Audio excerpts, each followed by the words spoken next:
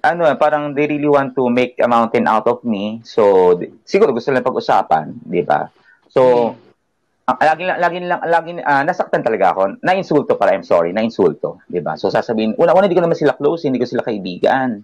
Di ba? Nananahimik ako, hindi ko nga sila FB friends for 10 years na 11 years, di ba? So, bakit nila ako ginaganon, di ba? So, sasabihin naman nila, uy, sumasakay ka lang kasi kakandidato ka, hindi kasi na-insulto ako. 'Di ba? Na-insulto ako, nananahimik ako, hindi ko sila inaano to begin with, 'di ba? Then right at the end ng ano, sasabihin lang, disclaimer lang. May disclaimer, lagi na lang gano'n. Excuse na lang ba ang pagbibiro sa panlalait, 'di ba? Yun lang ang inaano ko. At the same time, halimbawa lang, pero hindi ko to gagawin. What if lang? What if ako hanapin ko yung picture ni Vice Ganda na panot siya, tapos isama ko sa vlog ko, tapos pagtawanan ko na nakaka-insulto.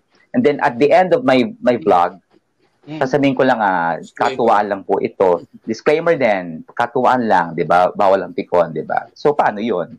Ano mafe-feel niya, di ba? So, I don't want to get even with him naman kasi, let's face it, malayo talaga narating niya. Natutuwa ako sa achievements niya ngayon kasi nabuksan ng mundo sa LGBTQ, di ba? At isa siya doon na nagpatunay na may karapatan ang mga bakla sa television. Then nalulungkot lang ako na parang hindi pa siya happy sa ngayon. Diba? Sasabihin niya hindi siya nagsabi, si MC ang nag-nominate sa akin, si MC ang nagsabi. Pero vlog niya yon, siya ang nag-edit noon, orchestrated by his baton yung vlog na yon. Responsibility niya yon, 'di ba?